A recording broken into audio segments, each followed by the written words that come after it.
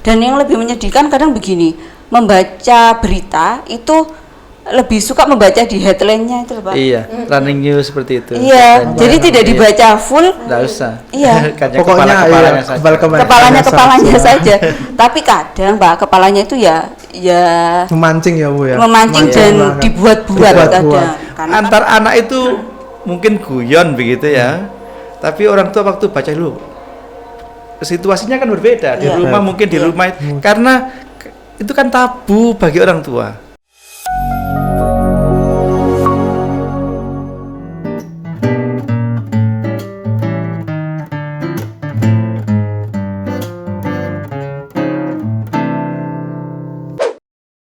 Assalamualaikum warahmatullahi wabarakatuh. Waalaikumsalam warahmatullahi wabarakatuh. Dan selamat siang bagi teman-teman atau pemirsa yang ada di channel YouTube Sekolah. Nah, kali ini kita di sesi belajar asik akan membahas sesuatu yang penting. Nah, di samping itu kita sudah kedatangan tamu-tamu yang kebetulan sama-sama guru bahasa Indonesia. Saya akan memperkenalkan diri terlebih dahulu. Nama saya Pak Faisal Dermawan. Di sini saya akan memandu jalannya belajar secara podcast yang siang hari ini. Dan kebetulan hujannya deres banget, Pak ya. Tidak apa-apa.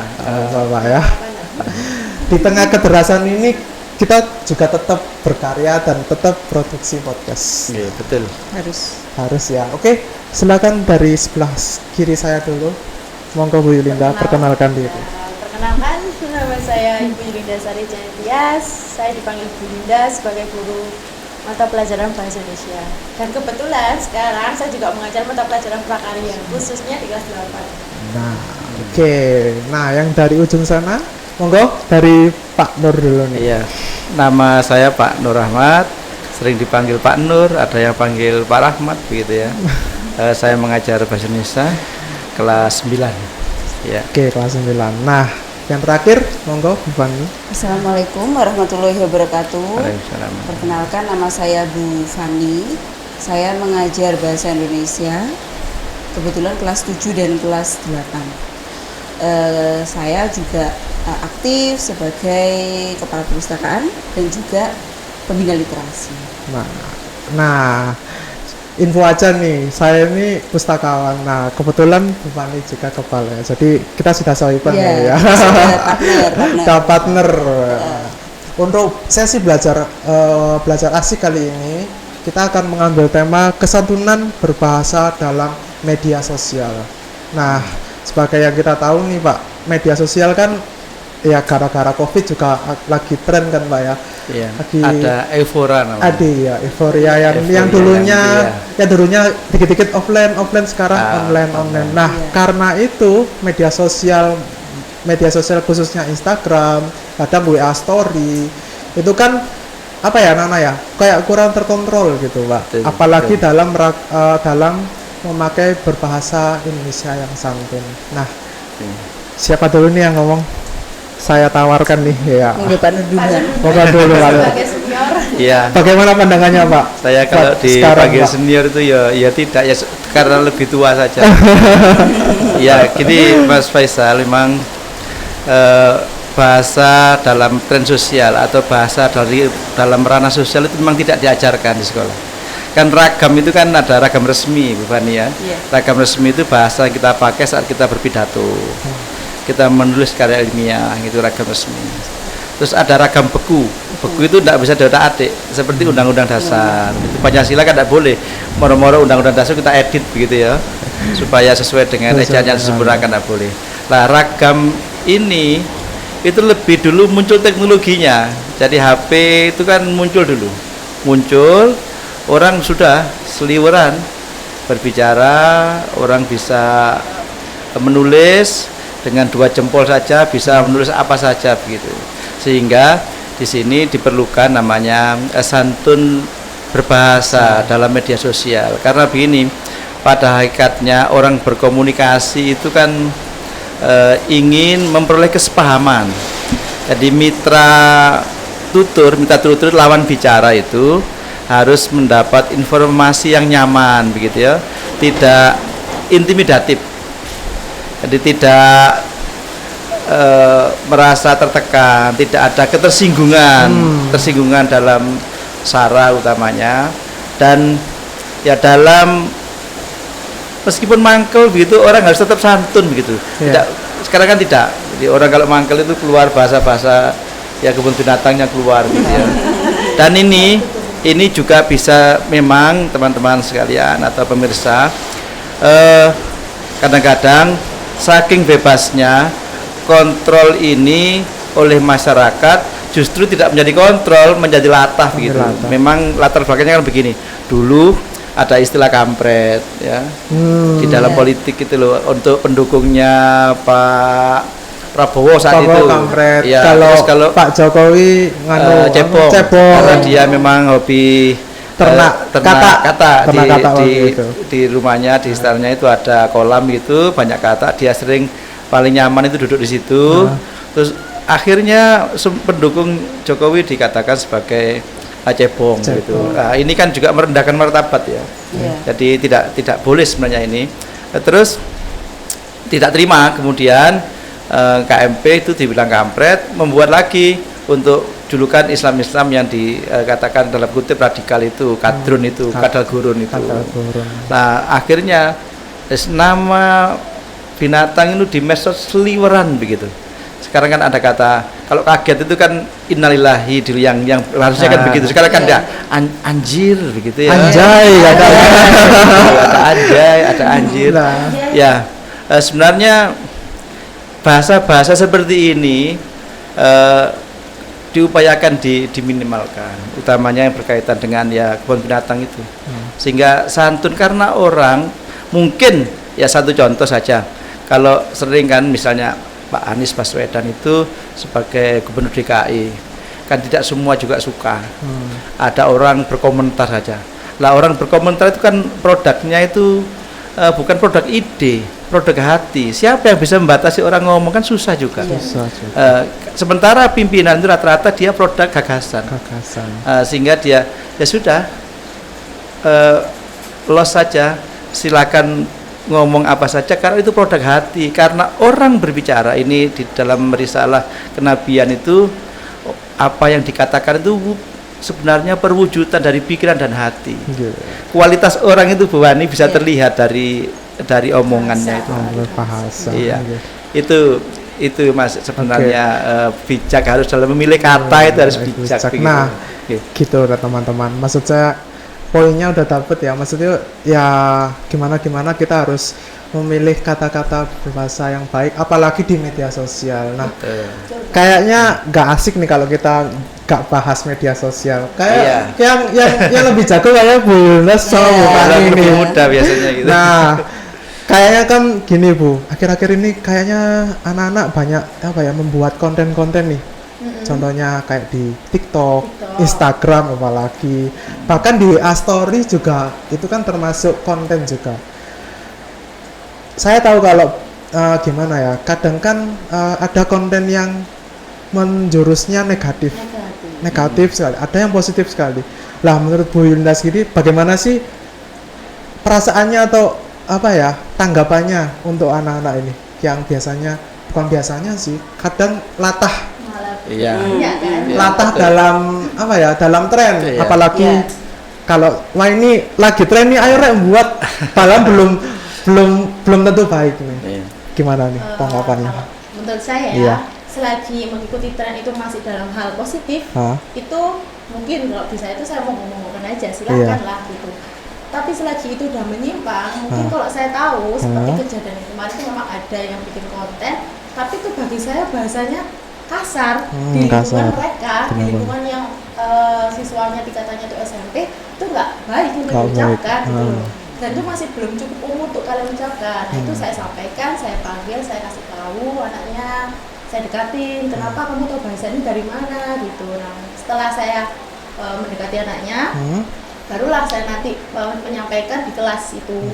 Tidak hanya di satu kelas ya, di semua kelas yang saya ajar itu selalu saya sampaikan, kalau misalkan kalian di media sosial itu, kalian juga harus pintar memfilter mana yang ini tuh baik buat saya, mana yang ini tuh baik, mana yang ini nggak baik buat saya gitu ya. Kalau misalkan yang baik itu misalkan bahasa ini kan anak-anak udah paham ya. Seperti contohnya bahasa anjay. Itu kan itu kan Itu katanya kayak bahasa jaksel ya sih. sebenarnya bahasanya itu kan kata anjay itu diambil dari kata anjing gitu kan. Iya. Ya, hanya saja diplesetkan Diplesetkan. gitu.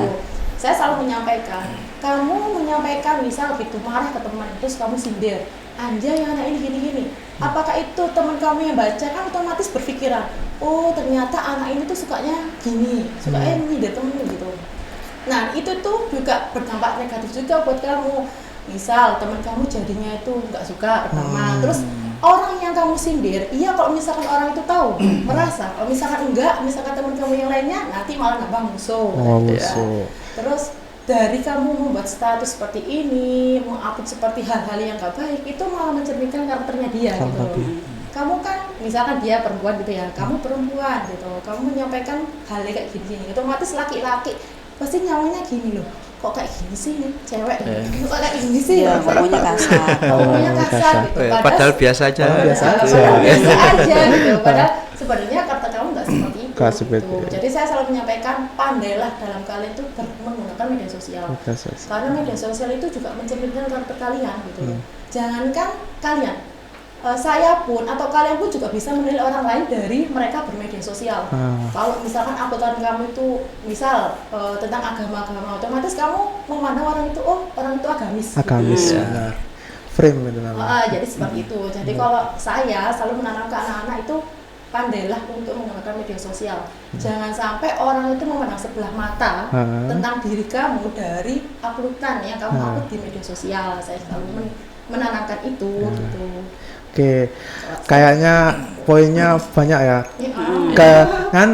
Saya jadi teringat pepatah kalau dulu mulutmu harimau, sekarang jarimu adalah harimau.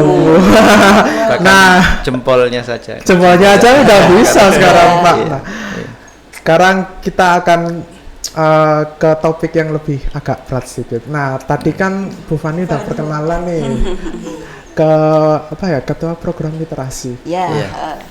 Pasti anak-anak juga bingung apa sih literasi itu, kan memang di SMP kan mungkin ada teman-teman dari teman-teman yang udah merasakan AKM literasi sama menghitung numerasi sama literasi. Nah, kalau saya sih mau bertanya sama Bu Fani nih, dalam pandangan Bu Fani, untuk literasi itu seperti apa sih Bu? Dan untuk nyambung aja Pak ya. Untuk yang kedua, gimana sih menanggapi atau caranya kita berliterasi yang baik di media sosial? Nah, karena ya secara garis umum kita kan masih dalam COVID Pak ya. Pasti anak-anak juga akan belajarnya bukan hanya di textbook aja sebenarnya lagi. Mungkin kan akan berkaitan sama media sosial, mau yang YouTube, IG, bahkan TikTok pun sekarang juga banyak konten-konten yang edukasi. Mungkin pandangannya dari Bu Fani seperti apa? Oke, pertanyaannya berat ya Mas. Iya. Langsung nggak bisa jawab, saya boleh angkat tangan. kan udah partner Pak ya, udah. Ayo bisa saya. Begini, literasi itu sebetulnya kalau dulu memang diidentikan literasi adalah kegiatan baca dan tulis. Ya, bagaimana membaca, kemudian memahami maknanya, kemudian menulis gitu ya. Tapi literasi sekarang itu luas sekali ya Pak Nur ya. Ada literasi numerasi, ada literasi sains. Jadi penerapan penerapan sains, literasi sosial. Bahkan ada literasi finansial untuk yang lagi tren-trennya. Iya, jadi bagaimana anak ini diajarkan untuk menabung, diajarkan untuk mengatur, memanage uangnya. Nah, macam-macam. Jadi literasi sekarang itu sudah tidak terpatok di baca dan tulis gitu ya. Tetapi tetap harus di SMP 18 kan saya tetap harus mengutamakan ibaratnya meningkatkanlah minat bacanya dengan pembiasaan membaca 15 menit. Itu tetap kita jadikan program. Tapi selebihnya mereka juga bisa berliterasi melalui ini salah satunya podcast gitu ya. Podcast kita ada bincang santai, ada belajar asik gitu sama ya. Jamming gitu. Jadi literasi di SMP 18 insya Allah kita tim itu sudah mengikuti perkembangan zaman. Jadi kita tidak literasi kita harus baca dan tulis gitu, enggak. Literasi misalnya ya seperti ini, memperoleh informasi gitu. Kemudian bagaimana cara kita memperoleh informasi yang benar gitu ya di media sosial. Oh, ini benar, ini cocok ini ya. Cocok ini. Karena di era seperti ini, di era global seperti ini, di era medsos yang sudah bukan hal yang sudah bukan hal yang jarang. Ini sudah semua orang sudah pakai medsos gitu loh, dan akun-akun berita itu juga sudah banyak ya Pak. Jadi ada yang ibaratnya mulai dari radar Malang gitu misalnya, Jawa Pos, sampai medsos yang istilahnya itu akun gosip. Lambe turah. Sapi betina. Nah, itu kan karena luar biasa sekali, karena memang medsos ya kita tidak bisa membendung ya yang namanya kecanggihan atau kecanggihan teknologi gitu ya. Karena kalau dulu memang kita memperoleh informasi dari koran gitu ya, dari radio gitu. Kalau sekarang kan dari Instagram itu juga sudah lebih ada. cepet ya. Ya, bahkan lebih cepat gitu, dan yang lebih menyedihkan kadang begini, membaca berita itu lebih suka membaca di headline-nya itu Pak. Iya, running news seperti itu. Iya, jadi tidak dibaca full. Enggak usah. Iya. Pokoknya Kepalanya saja. Tapi kadang Pak, kepalanya itu ya memancing ya Bu ya. Memancing dan dibuat-buat kadang. Karena Iya. kan yang namanya media kan butuh atensi kan, butuh atensi. perhatian dari orang, jadi dibuat headline-nya itu yang bombastis. Pokoknya gitu ya. orang itu lihat langsung klik. Iya. Pingin bacanya, orang langsung pertanyaan. penasaran gitu. Kalau saran saya sih buat anak-anak gitu, kalau misalnya ada berita, jangan langsung cuma dibaca headline-nya aja gitu ya. Dilihat dulu di dalamnya apa gitu. Terus kalau kita sudah mulai mencerna nih informasi, jangan langsung percaya gitu ya. Kadang kan ada berita itu dari satu sisi gitu loh, ada dari sisi misalnya A sama B, ini dari sisi A, padahal dari sisi B itu kita juga penting tahu gitu loh, baru kita namanya perbandingan baru kita tahu informasi ini benar ataukah informasi hoax gitu ya. Oh ya, terkadang ini musimnya seperti pemilu gitu Pak ya. Wah, itu informasi hoax itu luar biasa. Pasti kalau meskipun itu tidak benar karena berulang-ulang, jadi seperti benar ya. Iya, dan itu biasanya di WhatsApp. Nah, di WhatsApp langsung ke WhatsApp grup. Nah, kalau saya sih mengatakan ke anak-anak begini, kalau kalian dapat informasi misalnya dari japrian WhatsApp gitu ya, dari grup, itu jangan langsung dipercaya. Gitu misalnya kalau yang kemarin yang COVID itu kan banyak ya Pak ya, misalnya ini mengatasi COVID, minum ini mengatasi itu ya banyak macam-macam. Minyak kayu putih itu korban hoaxnya banyak. Macam-macam itu. Ada ya temuan itu mulai temulawak. Iya, terus vaksin ada chipnya apa gitu, macam-macam. Itu kan informasi hoax sebetulnya ya. Jadi kalau misalnya kalian menemukan atau ada share-sharean lah seperti itu di grup, itu tolong dicek ulangnya di mana dia di Google ya. Kembali lagi di Google gitu, apakah informasi itu benar atau salah gitu. Kadang kan ada orang yang letterlock percaya gitu ya, karena yang nge-share adalah temannya yang pintar gitu misalnya. Kadang langsung di-share lagi. Iya, langsung di-share lagi gitu. Itulah awal mula dari berkembangnya hoax. Apalagi yang nge-share guru bahasa Indonesia. Tambah itu ya. Wah, ini langsung fix ini, bener. Padahal belum tentu. Dari kata guru saja kalau nge-share, waduh sepertinya ini berita sungguhan. Itu Pak. Ada kata gurunya. Ada kata gurunya. Sebenarnya nggak harus siswa sih, kita juga pun harus hati-hati.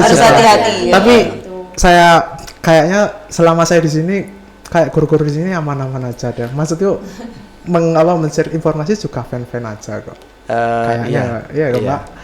Ya itu saya tips dari Bu Fani. Sebenarnya kalau dari Bu Yulinda nih, kan Bu Yulinda kayak tiktokable. tiktokers. Nah, kalau dari sudut pandang Bu Yulinda, tips cepat nih buat anak-anak biar menghindari hoax ini seperti apa sih? Apalagi apalagi buat kayaknya sih anak-anak belajar atau ngerjakan PR ya langsung Google aja sih ya. Takutnya nih pas dibaca ternyata hoax. Mungkin ada tips yang lebih cepat, mungkin kan tadi dari Bu Fani sudah disampaikan.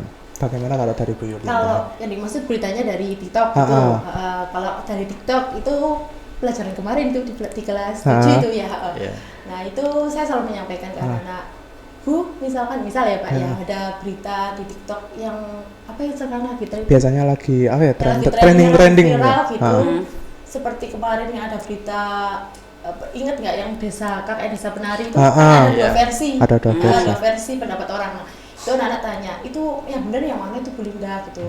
Saya suruh cari mana info yang kamu dapatkan, dari mana, dari sini Bu, yang satunya dari sini, coba kamu cari dulu di Google, sumbernya cari dulu, kalau sumber itu terpercaya dan misalkan Wikipedia atau sumber-sumber yang memang ada lembaga atau instansinya resmi itu ya, terus baru dia menyertakan argumentasi yang ada buktinya dan faktanya, misalkan hasil penelitiannya gitu, silakan, itu berarti dia sudah mempertanggungjawabkan apa yang sudah dia sampaikan. Tapi kalau hanya share-sharean seperti kata Pak ini, seperti ini, nah itu perlu kalian curigai. Berita ini hoax atau hanya atau fakta tapi belum tentu kebenaran terbukti juga bisa jadi kan. Ada kan berita yang seperti ini loh kayak ya gitu loh. Padahal sebenarnya itu hoax gitu loh. Nah itu juga harus kita lebih berhati-hati. Saya hanya menyampaikan ke anak-anak, cek dulu di Google berita ini. Kadang kan kalau misalkan itunya berita hoax itu langsung ada keluar di atas nada sendiri. Iya, hoax. Berita ini hoax gitu. Biasanya gitu. Saya selalu menyampaikan anak-anak, cari dulu sumbernya yang terpercaya dan dari mana kamu dapat ini. Kalau hanya dari share-sharean WA seperti katanya Bu Fani tadi, saya juga menyampaikan jangan terlalu percaya juga sama informasi dari WhatsApp gitu. Kalau dari koran atau dari web yang memang ada koran, misal Jawa Pos atau Malang, itu kan sudah ada narasumbernya siapa, pewawancaranya siapa, nah itu mungkin bisa dipercaya. Jadi ada institusi yang bertanggung jawab untuk mempertanggungjawabkan isi dari berita informasi tersebut. Nah, sekarang kita lebih santai lagi, Pak. Tadi kan udah serius banget sih. Kan pertanyaannya berat. Tegang loh. Sekarang ini berat. Sekarang gini. Anak-anak kayaknya sekarang kan tahu bahasa Jaksel nggak, Bu? Jaksel yang kata-katanya tidak bagus, terus kadang diulang-ulang kayak contoh. Literally kita kan harus seperti ini. Nah, kadang perpaduan anak-anak zaman sekarang kan kadang membuat Inggris sama bahasa Indonesia dicampur. Nah, slang. Sekarang kan lagi tren-trennya nih. Nah, kalau kita kayaknya pasti dibahas. Kalau menurut Pak Nur sendiri, kayak slang mungkin kayak tadi kata-kata yang tadi anjay gitu kan, itu kan baru tuh anak-anak. Mau nggak mau anak-anak juga bakal bakal penasaran, juga bakal tahu juga. Nah, menurut Pak Nur sendiri sebagai guru bahasa Indonesia, begini, bahasa itu memang kadang-kadang ada lokalisir ya, ada komunitas gitu. Karena itu sebatas hanya dipakai untuk komunitasnya dan mengakrabkan itu karena saking akrabnya ya. Itu kadang-kadang memang kita bisa memaklumi, tetapi bahasa itu kan tidak bisa dipakai dalam ragam yang berbeda. Misalnya kata anjay kan tidak mungkin anak itu menulis ulangan kata itu. Ya, tapi untuk mengakrabkan diri, karena begini, anak itu kalau bahasanya kita batasi juga untuk aktualisasi ide juga limited, terbatas begitu. Jadi kadang-kadang, maaf Mas, dulu saya punya cerita ini. Kalau ini memang tidak boleh ya. Meskipun bahasa ini bahasa slang dan sering kita dengar tapi dulu sekali ini sudah lulus anaknya itu. Mungkin antara anak dengan anak tidak apa-apa, tapi orang tua waktu baca WA itu kaget, tak terima. Dia ngelabrak sekolah begitu. Waktu itu ada anak kelas 8, seingat saya 8F dulu ya. Ya ada kata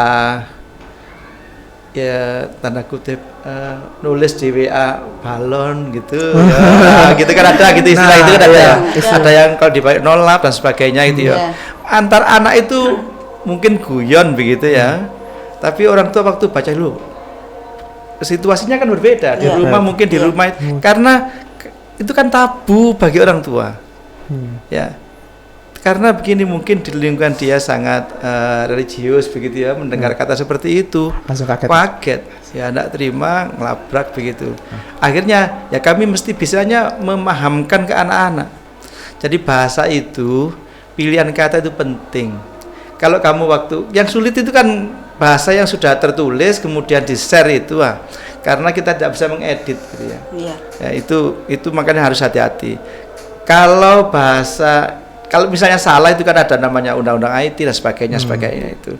Tapi kalau lisan kan gimana mengedit tidak bisa Iya, ya. langsung masuk langsung ya. Betul. Iya. Dan coba dengan lihat orang-orang anak-anak yang bilang anjay dan sebagainya itu kan ya tidak ada apa-apa ya, akrab begitu. Akrab. Iya. Akrab bahkan saya lihat anak pramuka sebagainya balik-balik ya sering menyampaikan itu gitu ya.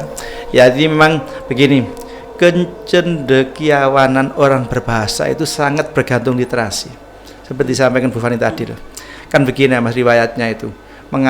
Bahkan ini literasi itu maaf loh, itu bukan perintah guru, bukan perintah presiden, bukan perintah Taufik Ismail waktu seminar di Singapura itu. Di survei kita ini SMP itu 1 tahun hanya tidak ada satu novel atau satu buku kebangsaan untuk dibaca anak. Di Malaysia, Singapura itu rata-rata sudah hampir 9-10 buku 1 tahun wajib. Iya. Buku kenegaraan di luar buku paket. Jadi ada buku kenegaraan, buku cerita inspiratif, novel, karya sastra itu sudah lebih kira-kira 10. Sehingga waktu itu muncul literasi dan baru saat ini literasi. Padahal ini kan sebenarnya jejak Rasulullah ini. Wahyu pertama itu kan literasi itu. Ikro ya. Iya, Iqra itu kan baca itulah. Zaman gitu Nabi sampai greges dapat 3 kali kata Iqra itu. Karena apa yang dibaca enggak ada tulisan juga.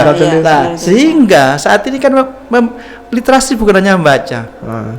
Kadang-kadang mengajak anak-anak Bu Linda ya ke misalnya Bu Linda mengajarkan kemarin laporan hasil observasi. Ya. Berjalan saja ke sana, ada orang jual di pojok itu kan ada seperti kentang yang digoreng itu loh ya. Tela-tela. Ya, itu kan rame begitu ya. Anak-anak disuruh mengamati itu literasi. Salah satu mata pencarian kan ya itu. Sekarang itu tren di mana-mana, bahkan di sebuah supermarket ada itu ya, tela-tela atau apa namanya itu. Itu dari literasi itu mengoptimalkan apa yang diberikan oleh Tuhan, mulai mata untuk membaca, pikiran untuk berpikir. Saya ini terus terang, saya ini hobi saya kan jalan-jalan tapi ya pakai sepeda gitu.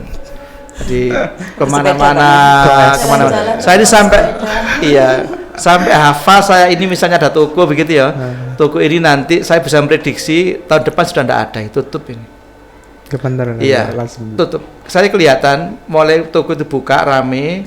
Kemudian agak sepeda yang parkir sedikit, terus buka tutup, kadang tutup, kadang tidak, nanti tutup.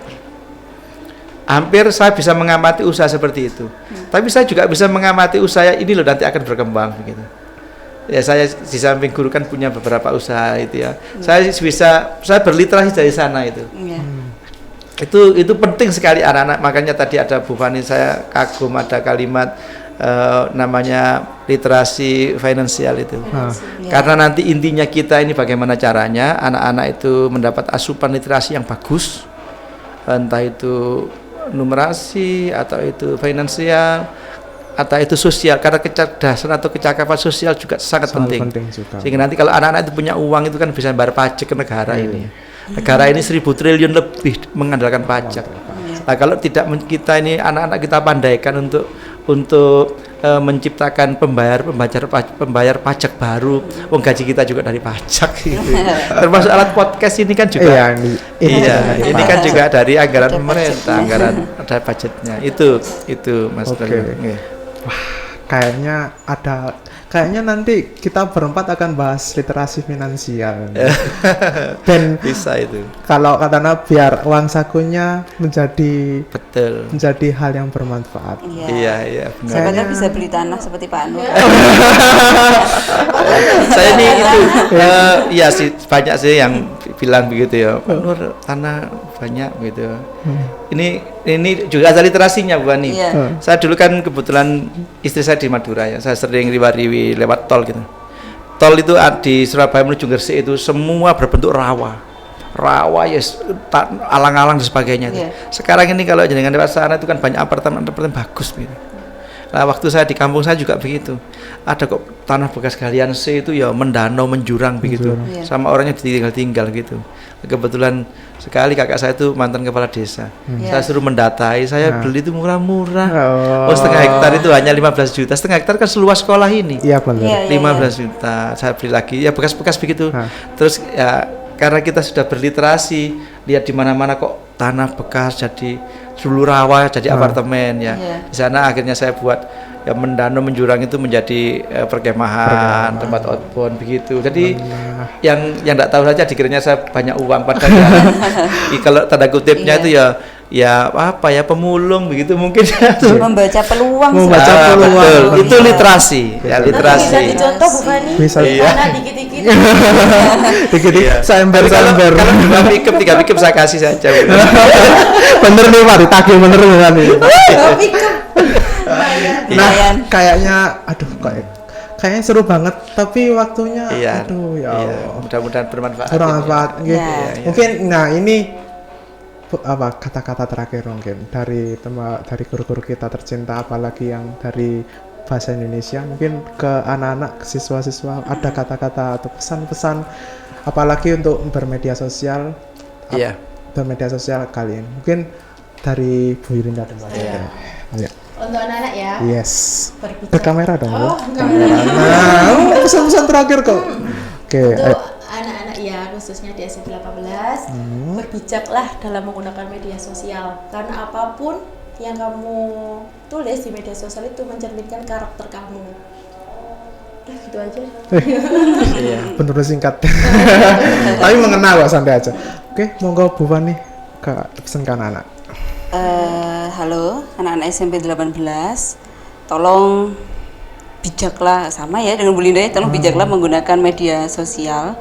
Bijaklah kalian menyerap informasi yang kalian dapat, kemudian kalian menyebarkan itu juga tolong bijak dalam menyerap dan menyebarkan informasi. Nah, kemudian jadilah siswa yang cerdas dalam menggunakan sosial media. Jadi bukan hanya yang bijak tapi juga cerdas gitu ya. Cerdas kan dia bisa memilah mana yang boleh, mana yang tidak boleh. Jadi jangan hanya kalian mengikuti tren, tapi kalian juga harus memilah gitu. Apakah tren itu sesuai dengan saya? Apakah tren itu sesuai dengan budaya kita warga Indonesia? Apakah sesuai dengan agama saya gitu, misalnya itu harus bijak dan pandai. Oke. Nah, ini terakhir. Dari Pak Nur nih. Begini, anak sekalian, sebenarnya dalam setiap pelajaran itu ada namanya KI ya, kompetensi inti namanya itu ya. Itu mesti ada begini, ada kalimat berakhlak mulia begitu. Jadi kalimat orang sekolah itu, bahkan Nabi pun diadakan di dunia itu kan untuk memperbaiki akhlak. Bukan menyuruh kita sholat, ternyata memperbaiki akhlak dulu ya. Jadi salah satu cara untuk melihat akhlak orang itu ya media sosial itu. Jadi yang ditulis, yang diucapkan itu merupakan perwujudan dari karakter seseorang, akhlak seseorang. Untuk itu berbijaklah dalam bermedia sosial. Sering-seringlah memuji di media sosial itu. Karena iya betul, karena komunikasi itu pada hakikatnya harus membuat lawan bicara atau mitra tutur itu nyaman, terus merasa diorangkan, dihargai. Untuk itu anak sekalian, tetaplah bermedia sosial, manfaatkan sebaik-baiknya media itu untuk mewujudkan ekspresi, mengaktualisasikan diri, belajar apa saja di sana dan berkomunikasi dengan banyak orang sehingga kamu nanti akan cerdas dalam berkomunikasi sosial. Itu Pak Faisal. Oke, terima kasih. Nah, sepertinya kita tadi berpenghujung acara podcast Iya. Belajar Asik kali ini. Kalau saya bisa mengingatkan lagi sih, apalagi di hoax itu. Ya intinya kayaknya simple ya, baca sampai akhir. Iya. Apapun beritanya tolong baca sampai akhir. Dan sebelum dibaca, dilihat dulu sumbernya. Apakah itu sumber terpercaya atau cuma sumber abal-abal atau katanya-katanya itu jangan sampai diambil. Seperti itu mungkin Menambahkan menambah sedikit, silakan. sama dengan podcast ini ya, tolong disaksikan sampai akhir ya. Itu karena banyak pelajaran di sini. Jadi jangan hanya sama gurunya disuruh nge-like hanya di-like. Oh, jangan ya. Tolong di-like, di-subscribe dan Beri komentar. beri komentar dan dilihat sampai akhir gitu. Karena banyak hal yang bisa diambil dari podcast. Ya kalau saya simpulkan ya seperti makan lah, kalau belajar atau melihat podcast atau apapun jangan makan cuma setengah-setengah, pasti akan lapar. Pasti juga akan lapar, jadi dimplok semuanya. Oke, cukup sekian dari saya mewakili tim dan narasumber. Mungkin kalau ada salah kata atau apapun tolong saya minta maaf, dan saya mewakili tim. Sampai ketemu di sesi selanjutnya di Belajar Asik selanjutnya. Sampai ketemu, dadah. Assalamualaikum warahmatullahi wabarakatuh. Assalamualaikum.